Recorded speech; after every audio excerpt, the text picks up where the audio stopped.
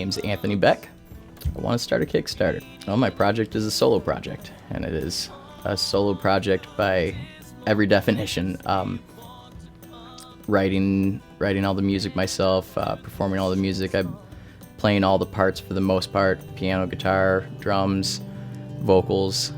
I'm recording everything myself in my little home studio, so I'm mixing and producing everything.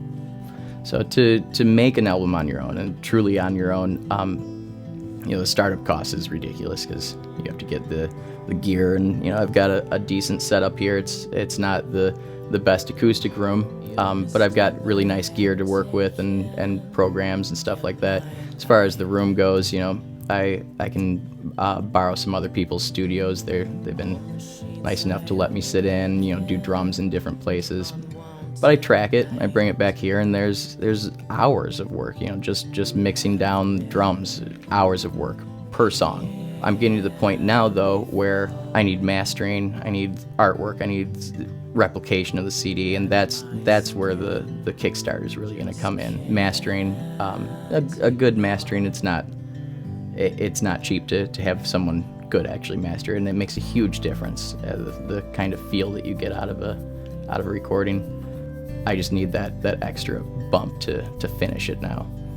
And it's really important to me. It's not just making music to make music, because I was ready to stop at one point, but I feel like I've got a lot to say still, and I have those moments where you sit and you listen to a song for the first or second time when it really sinks in, and it's just one of those songs that just hits at your core and gives you chills, and just can breathe in that song.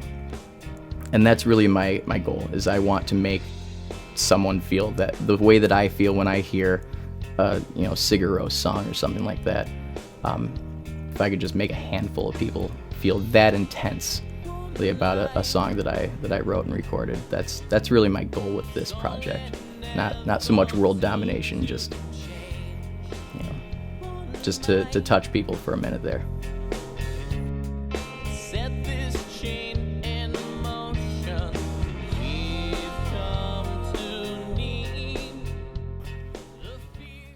I think first listen that's going to grab people. I think Seabed is going to do a really good job of that.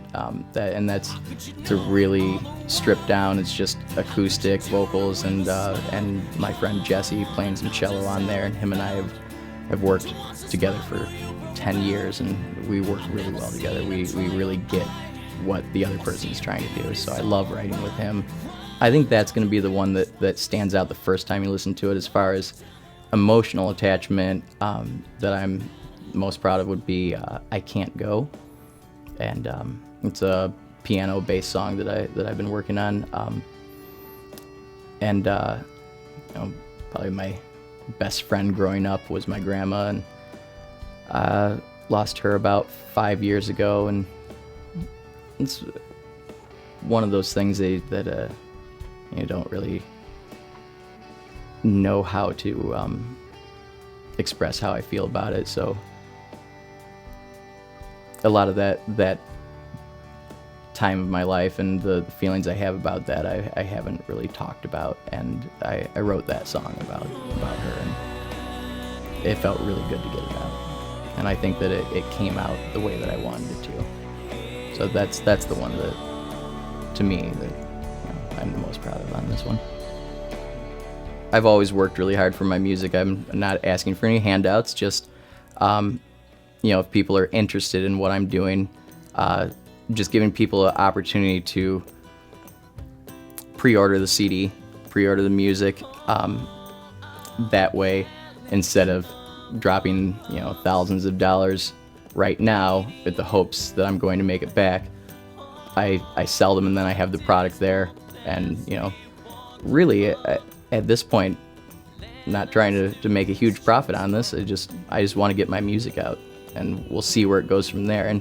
And being that I recorded it all myself, does not mean that I want to perform it all myself. I wrote all this stuff and recorded all this stuff with the envision of having a full band behind it. And I've actually been discussing it with a lot of musicians locally that are interested in doing it. So